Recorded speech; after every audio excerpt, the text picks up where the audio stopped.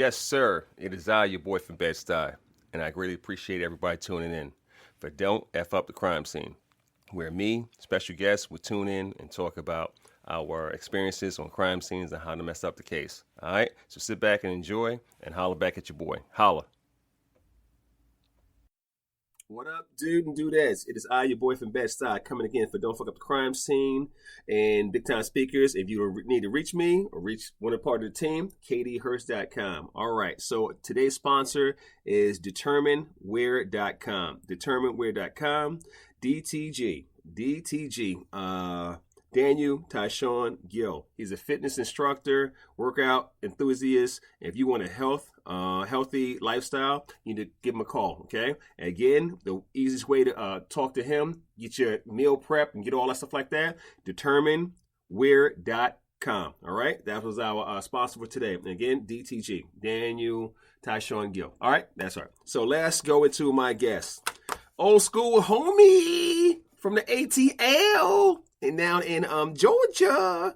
All right, Paul Ebbs. What's up, brother? This will be episode 69.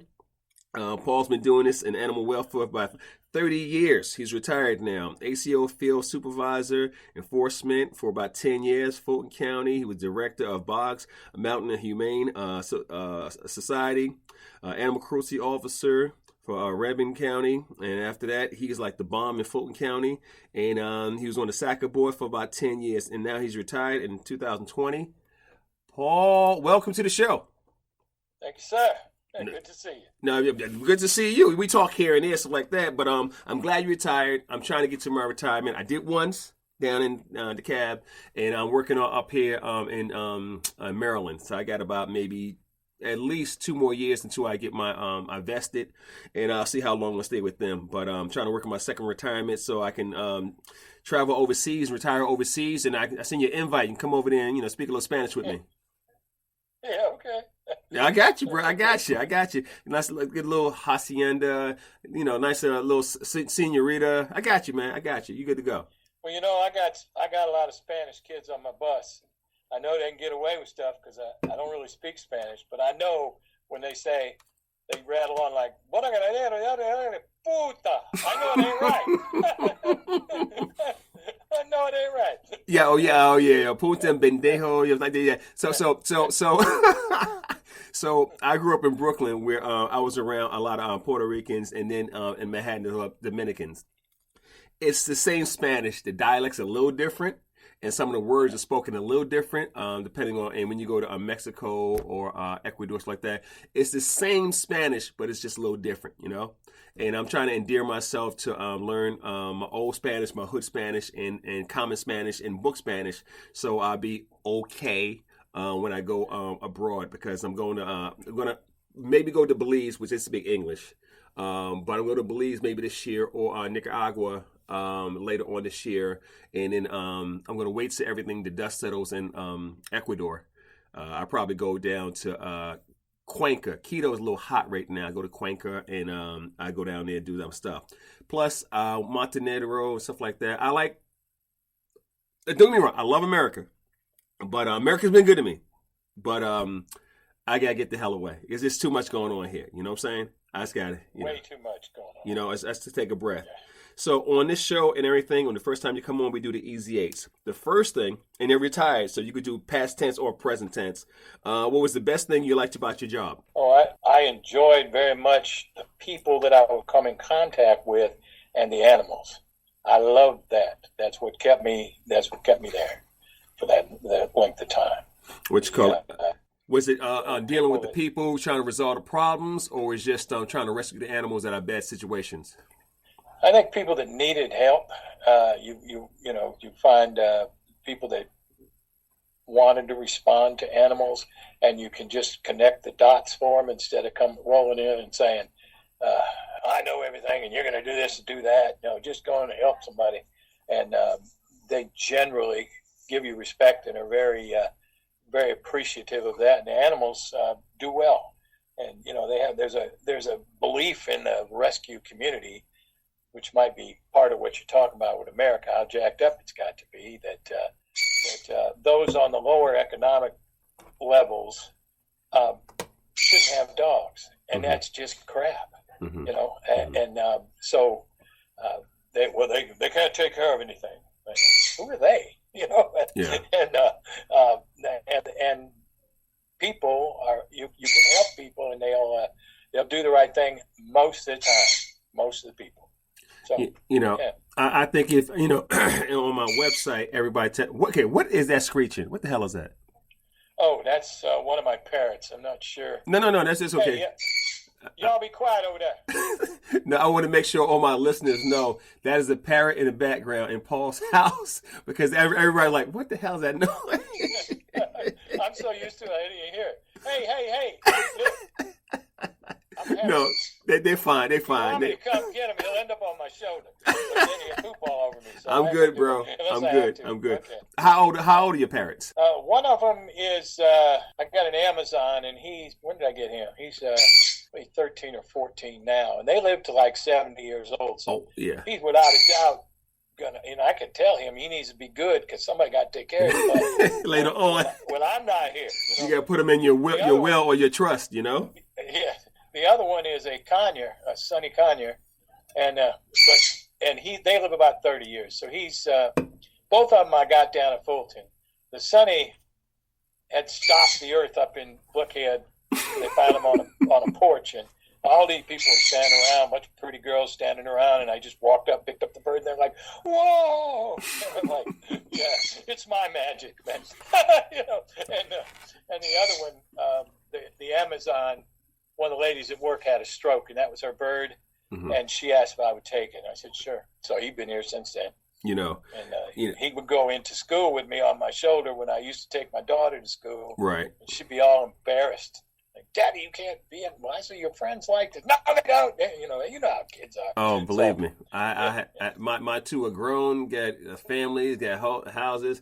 One lives in Henry County. Other lives in East Cobb. Oh, okay. Oh, they're staying close to the original nest. Yeah, well, not yeah, the original nest, because you're from New York originally. Yeah. No. They don't. No. They don't go back. Okay, well, my daughter will travel because she goes to every basketball coliseum or stadium like that. So she does that. She took me on a trip last October, November to Brooklyn, because I haven't been back to Brooklyn since 2004.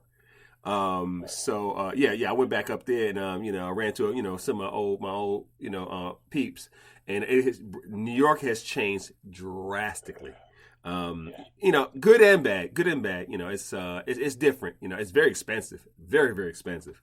But I took the train up there. So when I go to New York now, I don't drive to New York. I just take the train or I fly, which is ridiculous because I live in DC. And Paul, I love DC. I love the culture, the people. Believe it or not, you got some assholes, but most of the people are really cool. I live in a older neighborhood, northeast. So if you go outside my house, you make a left and go maybe 45 yards, you're in Maryland. You know what I'm saying? So when they say DMV, it's actually District of Columbia, Maryland, and Virginia. I mean, it's so tight, So if you want to go to the mountains or the vineyards, you go to over here. You go right to Virginia. You just go up straight up, and you're there by 5. If you want to go to the shore, you go to the eastern shore. That's on Maryland. And if you just want to deal with politics, you go right down to the White House. You know what I'm saying? You know what I'm saying? So but I love it here, man. I actually love it. I love it here, man. I love it here. It's different in Atlanta. I don't have to worry about that 285 traffic. Oh God. They don't know. When I moved up here to the lake in 1999, there was an article in the Gainesville Times about a traffic jam on Jesse Jewell, which is one of the main roads they got, that lasted 45 minutes. And my wife and I just laughed at that. It's like, are you kidding me? Because even back then, Atlanta was ridiculous. And Atlanta is like Blade Runner. I mean, Atlanta is like, Atlanta's ridiculous. And I said to people, you don't have to shoot me, man. Just show me your gun. I'll just throw in the trap. We just ease this out. You come on over. It's just ridiculous. I hate going you know. So whenever I drive to come see, fam down in Atlanta, I always stop at my homegirl Nicole Wakovich, and she's in Seneca, aka what's that orange team down at Clemson. She's like up the block in Clemson. Yeah, she's like up the block.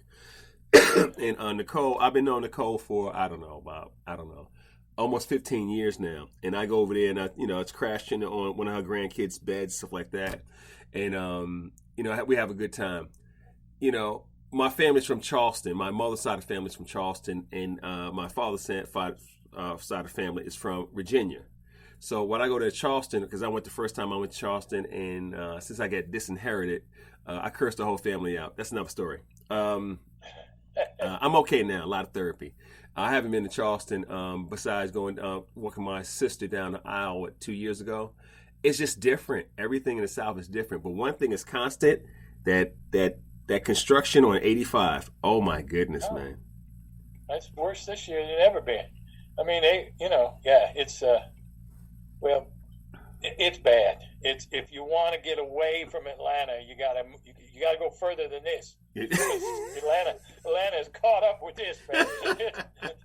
Where this 985 used to be friends and family only.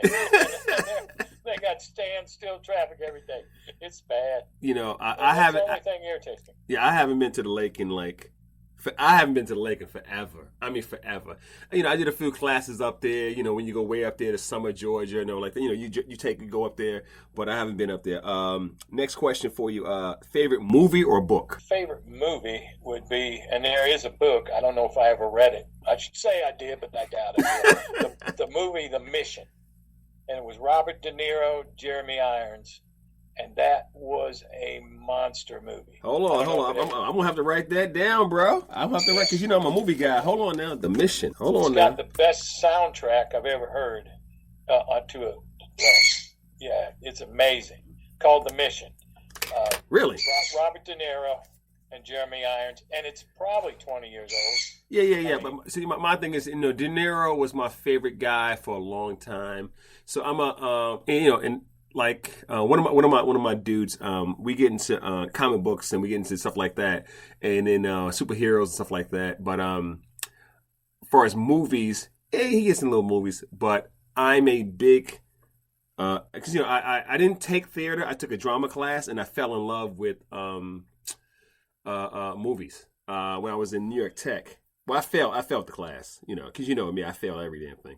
But Paul, I was like this. I'll say because I didn't understand the thespian understanding how you just take on a part and you be the part. You have to show pain, stuff like that. I had to do all this nonsense. Okay, I was like, okay, I had to really appreciate the craft and their skill.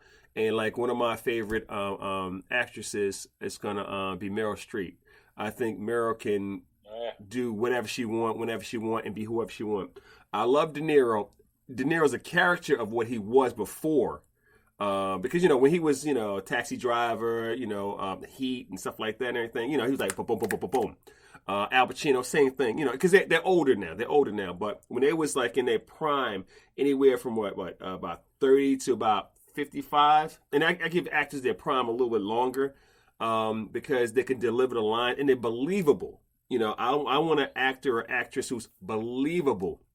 Even though I see you, I know you're Kevin Bacon. Kevin Bacon is the best, what you call that? You have actor and co-actor or whatever like that, whatever for the Oscars, like that. He's like the best regular actor ever. I love me some Kevin Bacon. You know who I'm not? I'm not a big Brad Pitt thing. I don't see it. I mean, he's a good looking guy, but outside of that, I'm like, for his acting ability, I think he killed it in Troy.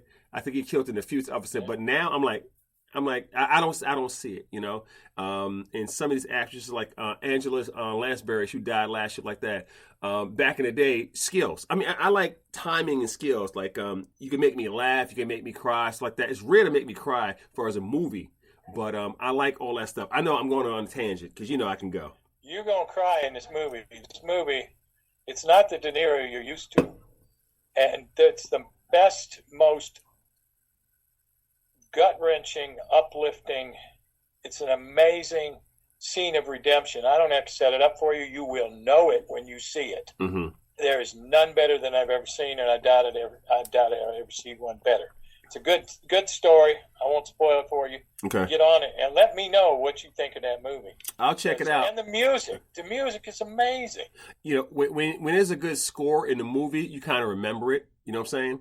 Yeah. Like, I'm a big James Bond guy, right? And you know, and it was sorry. There's only one James Bond, Sean Connery. Okay. Sean, yes. Okay. Yes. Okay. Only Sean. Yeah, we're here, bro. We're here.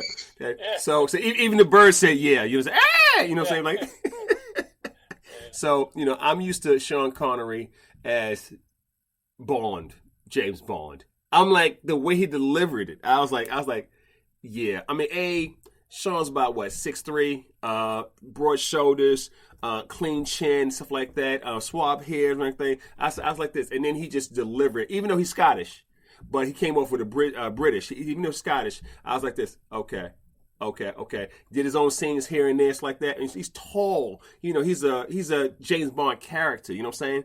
Roger Moore was the more of a lover of the two. But you know, it was a little different. You know. And then Timothy Dalton. No disrespect to Timothy. Trash. Yeah. Trash. He wasn't Bond. You know, and he was 006. I love so you know, and the thing is, what gets me about and then the last one, Good. yeah. What's his name? Craig. Daniel Craig. Daniel Craig. Yes. I think he was like a different type of Bond. He wasn't tall because Roger Craig's not tall. I mean, Daniel Craig's not tall, but he was different. He was a little bit more, you know, like, you know, rambunctious like that. Little suave here and there like that. But out of all the Bond movies, the newer Bond movies, the first one of starring Daniel Craig, the first one, because they had Eva Green. She's the French chick who played. Oh yes. Yeah. Where they had Yeah. She was in something else she was real good at. And then came right back out with that because I recognized it from that. Yeah. Oh, she was in Braveheart. No. Not the same girl? No. She was in the 300, the second one. And matter of fact, I'll check to see if she was in Braveheart. I'll check because I think that There's was a Bond girl that was, and I think it may have been a Brosnan movie. Yes. No. That was her. Now that was her. Yes. Long brown hair. Sophie something. That was her. That was Sophie, and she was the love interest to in Braveheart. She's fine too. And the one thing I liked about Pierce Brosnan's, because I liked Pierce Brosnan from Remington Steele, because I named my dog Remington, right? Okay. And then I like how because he wasn't a Sean Connery by any means. He was more of a Roger Moore, but just dark hair and polished. You know what I'm saying?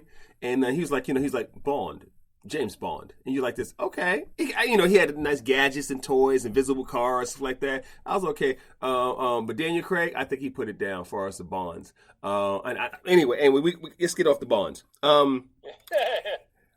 Your most interesting case when you was working on cruelty or animal control. Your most interesting case. You got some. Yeah, think about that. Yeah, I would say just off the top of my head, the most profound case was a big dog fighting. There were fighting dogs. There was fighting going on. It kind of opened my eyes to how incompetent the police were at that time. They need to be trained. They called me. I wasn't even at work because I used to work in the evening because that's when the bad guys play. All right, if you're going to be the cruelty investigator, you need to be out when the stuff's going on. They don't get up before noon, so neither do I. I got a little bit of that blood in me, you know. So I'm on my way to work, and I get a call from the director. You know, well, we've got a situation. Then I had AC call me, who was one of the officers, a real good guy, and he said, "Yeah, we got it all here, man. What do we do?" And I said, "Okay, the police are going to need to take out a warrant. right? Before you do anything, Mm-hmm. we're going to need a warrant, and you're going to have to walk them through it. So let me give you the list. And so I ran down this stuff for them. By the time I got there, because it was in South Fulton, and I was coming from Lake Lanier, which was much longer than just going into Atlanta. Right. I got there and we walked the property, and they said, well, we really didn't find anything. I said, well, wait a minute. I said, that's the pit right there. What do you mean? That's just wood. Come here. We went over to the wood, and there was blood stains on it. I said, you need to get the cops over here. They need to take a sample of this blood. This is going to be canine blood. Right. And I said, this stuff isn't, they put this up to fight and take it down. It can be put up quickly. Right. People are rolling here. And so, and of course, that's what happened. We went around then with new eyes and started picking up on a lot of stuff.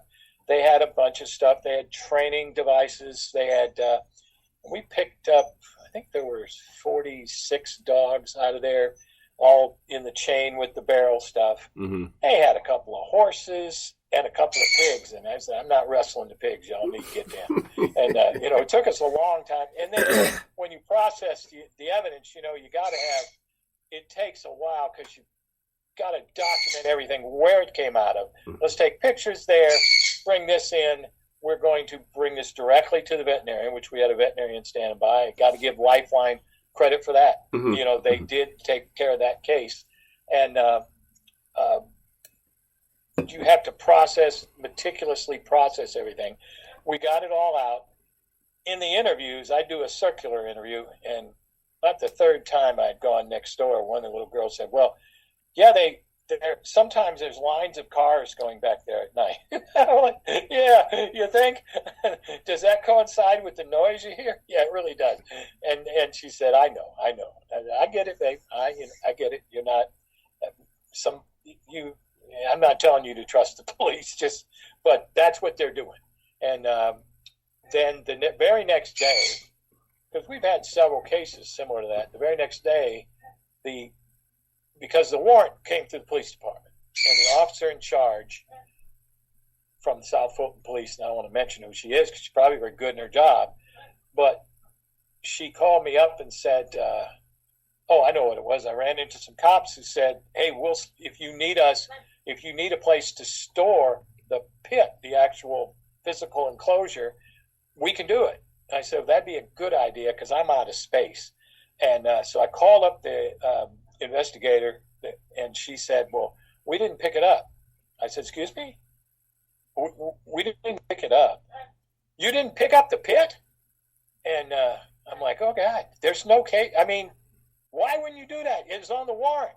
I'll go back and get it. I said, you can't just go back and get it. You got to get another warrant. Oh, I'm not going to do that. We'll just stop. So it was obvious that they knew nothing. And a great deal, I was big on Fourth Amendment stuff. And it's because of you. And the class I took was a lawyer from the West Coast. I can't remember her name, but she was wonderful. And she was very good in explaining Fourth Amendment. And in animal control or in police work, I don't think they, what's the Fourth Amendment? Okay, stop. It means stop what you're doing. You call somebody who knows what they're doing. That's what it means. Just amazing. But hopefully, we're moving in the right direction. But when you and I were in the game, it was a struggle, man. It was a real struggle. It probably still is. Let me tell you like this. My introduction, because you was down in Fulton, I was in DeKalb, and the struggle was cooperation and us working together. That's another thing. Because until they, created the cruelty task force like that, but for whatever reason, people have egos and like territory. I'm like, dude, crime does have a territory. People do have territories in crime, but unlawfulness and violations and breaking the law has no limits. But I think we had some guy. I'm not gonna mention his name because I'm trying to get sued. But it went over. It was city of Atlanta. It's still DeKalb, but it was city of Atlanta. And we went on the block and everything, and the news was out there. And I get there, and my man had everything there. It was just dog fighting. It's like 2007, 2008. It was just dog fighting, man. That's when East Lake Meadows used to still be there, you know? Oh, yeah. Vietnam. Yeah. See, I could talk to you because you remember how it used to be, Yeah. you know? Yeah. Well, Perry Holmes, Carver Holmes, Oh, yeah. you know? So, Perry Holmes had a hit out on one of our guys, and he needed to be hit. see? He was an idiot, but we had to stand behind him. You know, and the thing is, like, the ATL, the last 30 years for ATL is totally different, you know, what it is now. You know, with Atlanta being the Braves being up in Cobb County now, and you know, you go down Olympic Square. You know what I'm saying? I haven't been to a Braves game. I really used to love the Braves, but they're the Mayetta Braves. Just say who you are. You know, I mean, why you move out from down there? You had a great place. I know Atlanta's hard to deal with, but you're not the Atlanta Braves. Be the Marietta Braves. You move to the absolute worst traffic nightmare in the, I don't know, LA's bad, but you move, I don't know that LA's any worse than that right in there. And you got 285 and 75. Oh, yeah. You got to get off. Yeah, park here and walk across this bridge they had to make over 75. The stadium from afar, because I've never been there. The last time I was in Fulton County Stadium, last time was during the Olympics. And I kid you not, I've never seen grass that good in my life. Okay, you know, I went my first baseball game because I'm a Yankee fan, but my pops took me to a Mets game. I'm not gonna go there, but and I just saw the blades of grass, and this is before I knew I could actually own a house because I was in New York, and you know, I come from the projects. So Paul, I was like, what's all that green stuff? He said, son, that's grass.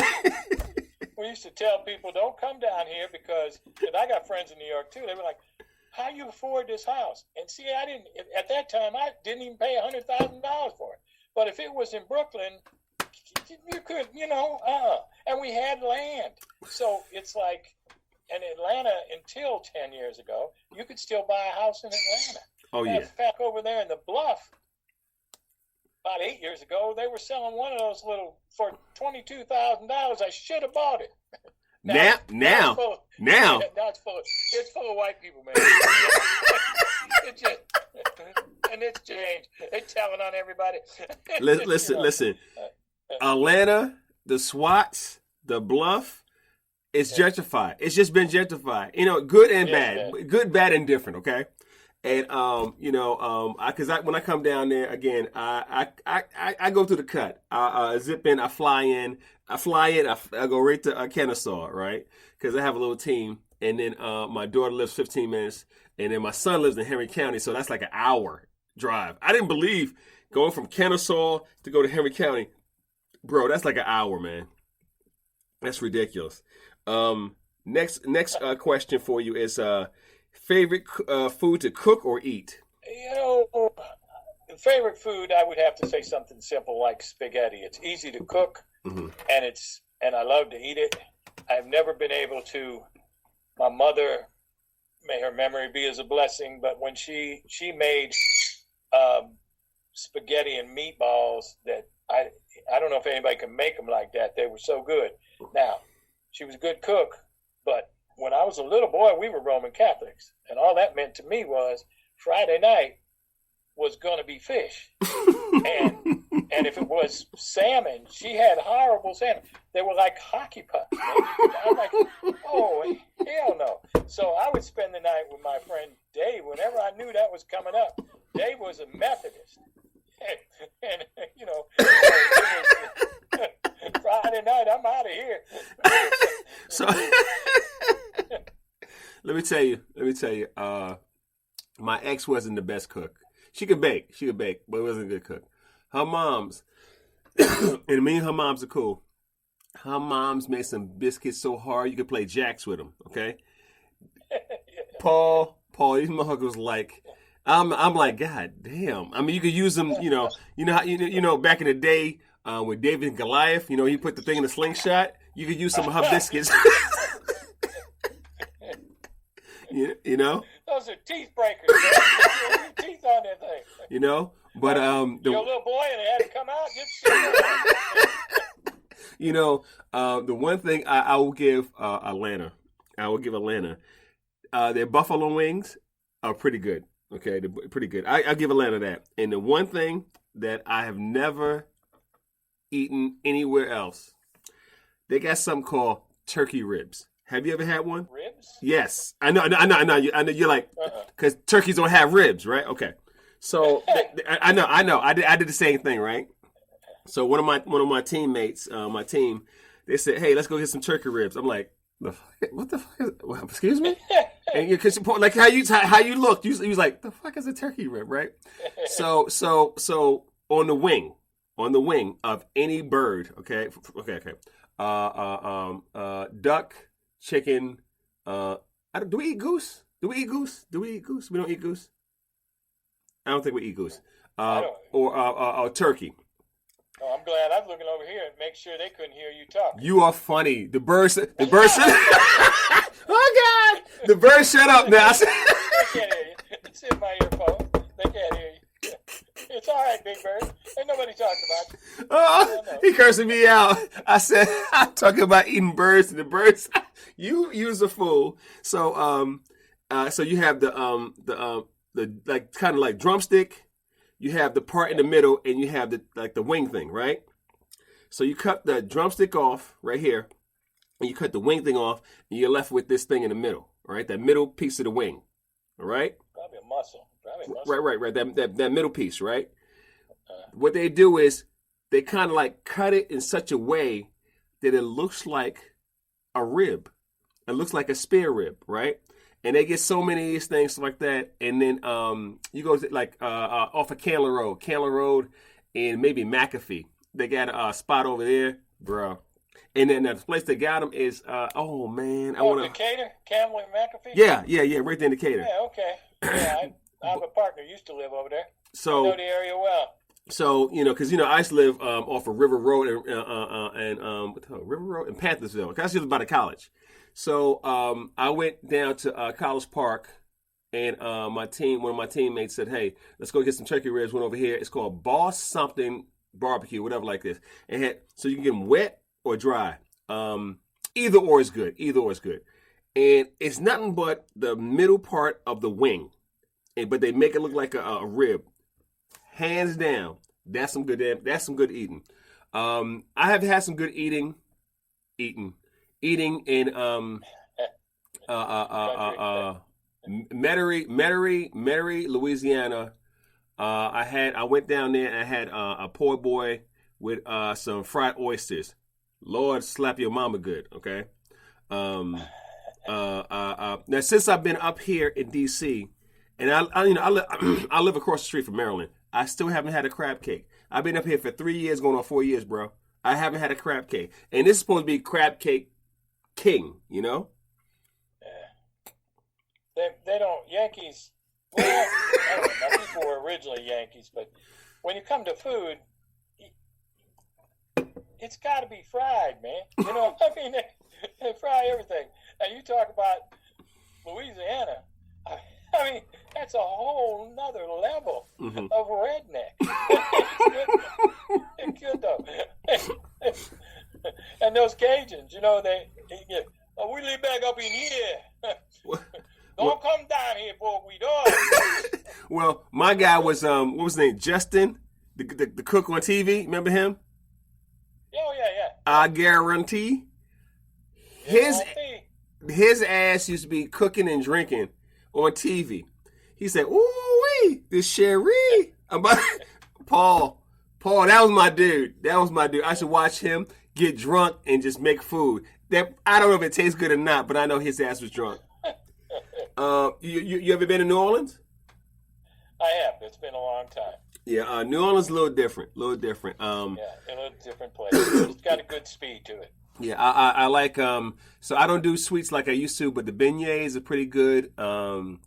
Canal Street, Bourbon, Mobile, they have some, good stuff. I think it's one of those cities that you go, a lot of culture. Had a good time. And fond memories when I go down there. Now, no disrespect to anybody from Memphis. I know all my listeners, and this is episode, make sure, 69 with Paul Ebbs. Memphis rough, man. Oh yeah. But I didn't know how rough Memphis was. Paul, I went up there. I'm driving from the airport. I'm like, and I'm by the university. I'm by Memphis State University. Boy, I mean, once you get about past maybe 4 or 5 blocks, boy, I said, oh, this the hood. And I mean, it's Memphis rough, man. Yeah, it's like Chappelle talking about parked in the hood with the baby dealing drugs. Yeah. That's like that, man. You remember that? Hey, what you want? All right. I'm not getting out. I'm not rolling the window down. Baby out there 4 o'clock in the morning. Damn, boy. All right. Little pockets. It ain't like you come from New York, and I remember they had high rises when I lived up there, and in Connecticut. Mm-hmm. I was in Stamford, Connecticut, which is 35 miles outside of New York City, going towards the money. And it's we weren't quite to the money, but they had high rises there, and those were the projects. And Atlanta's a little different, but you step into the wrong spot. I remember Bowen Homes used to be real. You had to walk right down there, okay, and know somebody. Yeah, don't just come in there. Yeah, you got to know somebody. Yeah. So, I remember the first time I went to the Meadows. Right, I went to the Meadows. And I'm 2 years out of New York. I'm at 94. I'm on, with the cab and everything. I go in the Meadows, and this is before all they did over there. Okay, the 3 par and stuff like that next to East Lake. I went to the Meadows, bro. It was something serious. I said, okay. Yeah. I mean, it was semi-home, but not home. And bro, you had a uniform on? Oh, son. It was a wrap. They was looking at you like this. You what they say? What's it say? Yo, partner, you kind of far from home, partner. I'm like, yeah, I'm over here trying to, get this dog, bro. He's like this. All right, boss. Just make sure you be out by sundown, boss. I'm like, okay, bro. Paul, what you do with that? You know what I'm saying? And then you call for Atlanta PD. They're like, yeah, no units available. You know what I'm saying? And then when I was training one of the guys at work, it's no fault of his, I guess, but I would try to tell him how to deal in the community. I said, you give out respect, and you're going to get it back. Okay, if you don't give out respect, you're not. So as soon as he's out on his own, he's driving down, all of a sudden, they all the time had to call for the police. I said, would you stop screwing with these people? You wouldn't have to call for the police. Right. He's driving down the street, sees a guy standing in a yard with his kids and his wife, and his dog is off the leash, and he pulls up and comes walking up, and the guy got all bent out of shape. And I'm like, of course he did. I would have kicked your ass. I mean, what's wrong with you? Why would you shame a man or try to humiliate him in front of his wife and there kids? You go. His dog ain't doing nothing, bro. but sitting there. So, gee, you guys got to either come in with chanks and crap or treat the people correctly. And I come and go, man. I come and go, and it's seldom a problem. And I have the same problem anybody in the hood can have, because the hood can go bad quickly. Oh, and the thing is, like, so one of my, I think I was, back when the call signs I was like 785. They went to 4 digits late after that. But I was working, South, aka South. And don't get me wrong, I'd rather work South in the hood than work bougie. Okay? I know you're the same way. Yeah. You really deal with your peoples in the hood than deal with those bougie motherfuckers. Like, I pay you, you need to do this, and I'm like, oh, here we go. If you don't pay me enough, I'll pay your salary. Are you that little cheaper? Yeah. You don't pay me enough, but you can have this job if you want it. So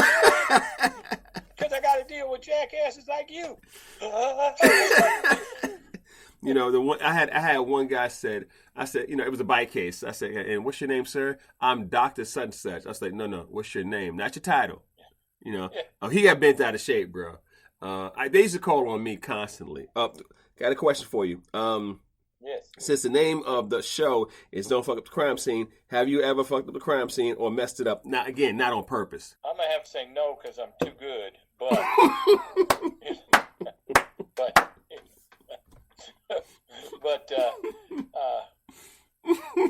let's say I know, I don't know, do you remember I don't know if you do, you may still have been in Atlanta when they had a young boy killed and a girl's scalp was ripped off. Yeah. They were attacked in the morning waiting on a school bus. Yeah. Well, yeah. That crime scene was so jacked.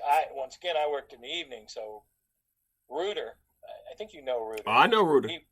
He was the officer in the morning and handled the actual incident and found the owner's house. And we came back, and Tim wanted to wait till I got there so I could get the warrant. And we were arguing. I said, Tim, you know how to get a warrant, man. You all should have had this stuff done, all right? He said, yeah, but I haven't taken one out in years. I didn't want to look stupid. But I saw the Channel 46 guy out there, and I said, hey, how you doing, man? Talked a little bit. And I said, and nobody out here? He said, no. He said, well, what do you mean? I said, like, police, where are the police? I said, they left at 10:30 this morning. I said, really? Has anybody been here? He said, oh, yeah, they've been coming in and out, taking out boxes all day.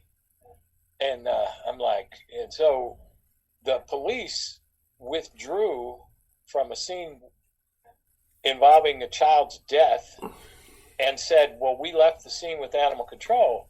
And I said, you get them back out here now because you cannot, and not the Channel 46 guy, but I said to a guy with Atlanta, you get them back out here now because you cannot leave a scene with non-post certified people.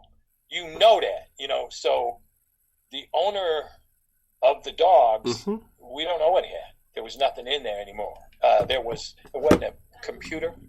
There were some steroids. There was a bloody mattress. Could have been a whelping. I don't know. I didn't. But anything that would have shown anything was gone. And so there was. I'm like, I can't believe y'all are this stupid. Let me. So let me say. So on that case, I remember it. I know it intimately well, and we won't talk around some things, but. Paul, a certain person called me. It was on the scene, and I said, "Hey, what's going on?" And it was all over the news. I was in my office doing whatever, right? Because it was my Friday, which is a Tuesday, and it happened on a Tuesday. And I was like, "What? He's like, "Yo, heads ripped off, kids dead." I was like, "Hold up, why are you contacting?" This is real talk, Paul. I said, "Why are you contacting me?" Okay, I was like, "Hold on." I know who it was. I was like, "What?" I was like, "Hold on. Did you call Tim?" And Tim, rest in peace. He called Tim. I was like, he was like befuddled, right? I said, "Hold up, time out," right? So I never seen nothing like that. And he got shook. You know what I'm saying? Yeah. And then I called my boss and said, "Okay, hold up," because we had the team. We had the team ready. We was like, "Okay, you did. Do you need us? Do you need us to come in help?" And then again, it's a county line. I'm like, we can come over here and help. We can't do shit, but we can come over here and tell you what to do. He's like, nah. And then I hung up on the officer. Called me, and I called Tim. I said, "Tim, you got it." He said, "Yeah, PD got it." I said, No. Do you have it? All right. And Tim was like, "Well, they handling it." I'm like, "Tim, do you need us to come in? This is real talk, bro." And Tim's like, "Nah, I think they got it." I said, "Okay." So I went back to my boss like, "Yo," because my boss on the news like this. Because we ready to go like this. Yo, this, because Paul, this is what we do. So I was like, "Oh, okay. Hey, stop this, shut everything down like that, get the dogs, do swaps like that, do it like that." And the first thing I did was call Jim Crosby in Jacksonville. I said, "Jim, blase. He said, "Give me 1 second. he got on the phone with the prosecutor. I think it was what's her name, Jansen something. What's her name? Laura, that's her. It was Laura. Laura was still her. Then? Yeah. It wasn't the next one. No, it was Laura. It was Laura. So I'm gonna switch these out because they're. Go ahead. I'm gonna keep talking. So he was on the phone with Laura, and he told me, dude, I'm on my way now. Right? I said, all right. Right? I said, you good? He said, I'm good. He came up there and he did everything with the dogs and everything. The crime scene, boy, that crime scene there was horrible. You know, I was looking at that crime scene like, and again, from afar, because it wasn't my jurisdiction. You know what I'm saying? Right. And I was like, but the crime scene was like, first of all, they released the crime scene. They did. Okay, so it wasn't, you had nobody posted. You can go in and out. That's not how you run shit. So I was like, you know, and then the dogs, from what, and this is, you know, we talking, because me and Jim talk about this, because I just spoke to Jim. He's getting his doctorate today or tomorrow. Yeah, he's getting his doctorate. So I spoke to Jim the other day, and that case there, total fuck up. Oh, from the. Yes, absolutely. You know, and I was like this, and don't get me wrong. The one thing I've learned over this is calling people to help you on something you need. If you don't know hypothetically, if you don't know what you're doing, call somebody. When in doubt, reach out. You feel me? Paul, it's no ego here. You're trying to like win a case. You're trying to like that. You have an active crime scene where you have an animal as the weapon and the suspect. Okay, which one? Is it both? Is it one? Is it three? Which one? Now we on our team, we got this. This is what the fuck we do. But bro, when that officer called me, it was shook. And then they wound up getting the dog, the dog that did it, 10 days later, because they attacked somebody else. That whole thing was like, I was like, what's going on? And well, I know they got the dog, but I didn't know it attacked somebody else. But that makes sense. Yeah. That makes sense because there were two dogs. One of them was a female. She had no lower jaw. Yep. But she hung with the male, and there was residue of what looked in the house like gunpowder, like they were amping this dog up, and we took it for testing, but it wasn't conclusive. They obviously left it. They took all the any kind of drugs they took out of there, any kind of. Because they had hours to do it.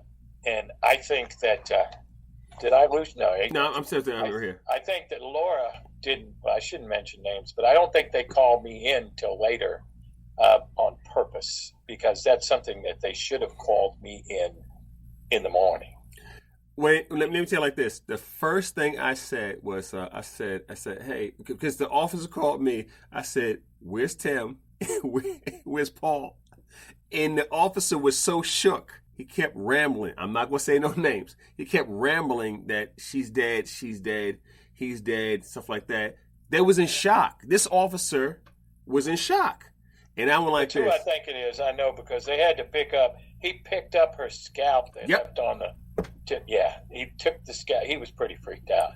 I get that. There was a lot more to that scene than met the eye, too, because there was still stuff going on back there. There was a whole lot going on. And they had a lawsuit, and the lawyer did talk to me, but I really can't help him. And I'm not trying to... Right. I got you. Big fights in there. That was some horrible stuff. And I'm not a Lifeline fan, but they handled that, well... No. Really Wusa. Yeah. So, with me... If you got a 5-year-old boy and your fat ass can't get up and take him to school, and you put him out at 6:45 in the morning, 45 minutes before it's going to get light, and let him walk to catch a bus he's not supposed to be on, you need your ass whooped, But, she lost her son. Listen, bro. I got in trouble because we had a case up in Lithonia. And I wasn't primary. I wasn't even secondary. I think I was out of town teaching. And when I heard about what happened, and nobody got charged because the chief of police at that time was like, the family suffered enough. I was like, excuse me? The family was, they didn't even know where the child was when the attack happened. This child was eaten, okay? And I was like, and then, spontaneous, it's like I had Tourette's.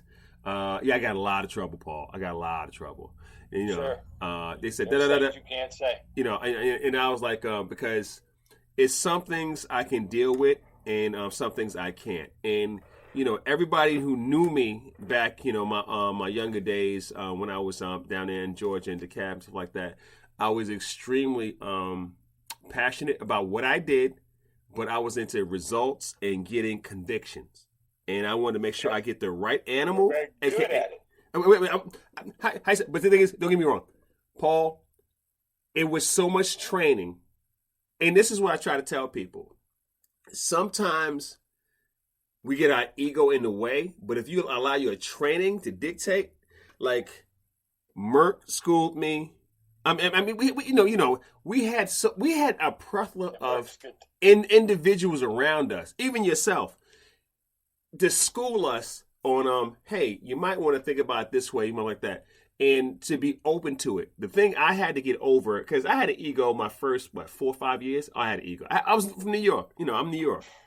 But once I got over myself and, actually shut up and listen and grow up a little bit, and AKA my old boss, Mr. B, I speak to Mr. B once a month.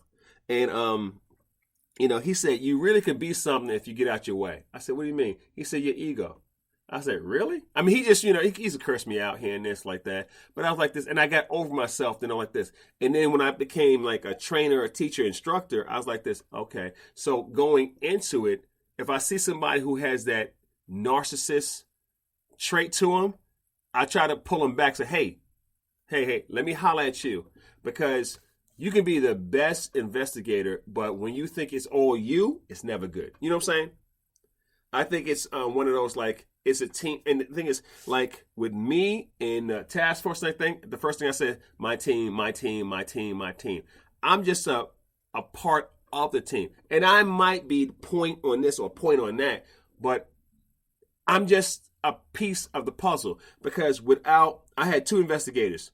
I had detectives. I had 1 salt of the earth. To this day, if that officer calls me, that detective calls me, I'm like, what you need me to do? Because he made it so easy for me to understand how we do. They put me and him together for a whole year before they made the task force. So I can understand how the police do. He can understand how animal control do. And Paul, it was a cohesive thing. And me and my major, we talked. I called up maybe a few months ago, and I still reach out and talk to some of our people. And this is what gets me. How did you deal with the stress coming home from work? How did you deal with the stress? I don't know that I did deal with it. I'd play with my pit bull and and think, boy, I'm glad you're not out there, and chill out a little bit. And I was always late. I was always coming in late. There's always something that kept me from getting on time. Coming in at 3, 4 in the morning, all the time. That's why. I didn't have a good way to deal with it, but it feels so different, man. There's stress in life now, but it's not that horrible crap that you fall into. Like I used to have down in the shelter, I always had what I called Paul's pals, and there was dogs that were, and I wasn't the only one did this. Like some of the girls in the adoption room, I don't equate them with Lifeline necessarily. They would bring some dogs up out of population, and we had Yola, which Miles, you probably knew Miles. Yeah, I know Miles. Yeah, Miles. Miles passed away. Yeah. But he lives on through his daughter, right? Because she had a few kids, right? Yeah, Taryn. Yeah, she's a good person. Well, Miles had Yola in his office, and the first, and she couldn't make it in population.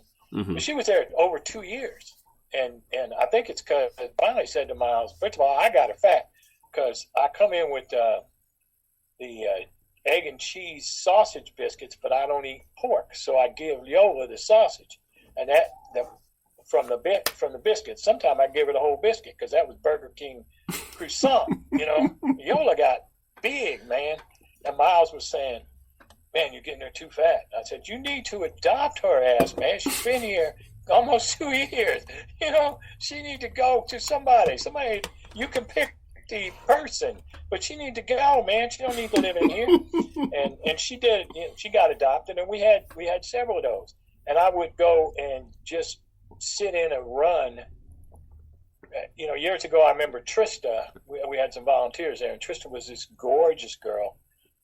She loved pit bulls, and you come in, and the kennel guys all liked her because she was fine, man, fine, and she would be just full of slobber and stuff. She'd go in them runs and just sit with dogs, be all, they'd just be all over her, and they needed that. And I told Trista, because Trista dated a particular type dude, was not good for her. I said, baby, because she was moving out to California. Mm-hmm. I said, you go get a nerd. You go find you a nerd, and that's where you stay. The girl sent me pictures of a sailboat and all that kind of crap. I said, yeah, you did what you're supposed to do. But all that crew in there that worked with these animals, the animals themselves, they're like people, man. They're just, they said purer. So I really enjoyed them. You could find them. I didn't even know what the dodo was, but I used to write these little things, right? And I put it up. I put it on the internet. Back when I didn't really even know how to use this stuff, because I'm not even good now. And Karen Hurst said, "Oh yeah, the dodo picked up your." And I'm like, "Yeah, cool, dodo." Hey, what the hell? I didn't know what dodo was. But then I wondered why these people started coming.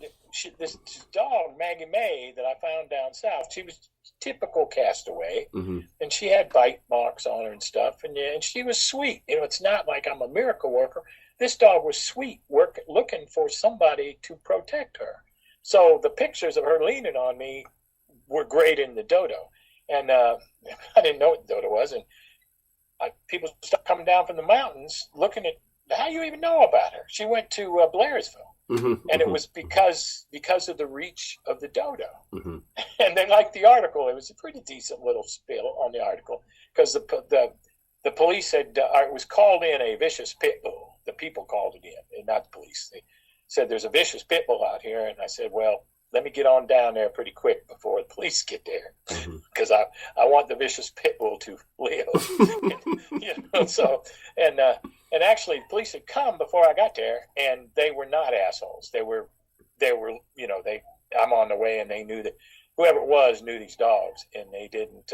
I just tamed down and got her, took off, and I knew there was more to it, so I went back talking to them, tried to see if we could find out where she came from. But it was it was a dump of a fighting dog, or a dog that had been in a fight. And the difference between the face marks and to who is a fighting dog and who is not a fighting dog. Right. She had been a fight. She didn't have that. She wasn't a game dog at all. Right. I've seen game dogs. We adopted her. There's no reason to believe that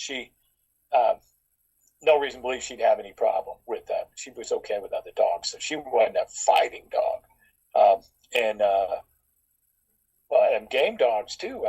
We would pick those up, and I got some of them adopted. But you can't just adopt those to anybody, because they're never going in a home. You can't have them unless it's Jason friggin' Flatt, and he's already got 100 of them. Right.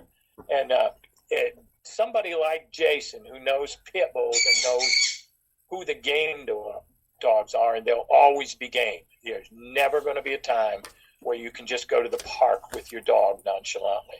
So, but anyway, I'm wasting your time, bro. No. I'm glad you said Jason Flatt, because I haven't seen Jason 7 years, because I know he had the face tattoos now.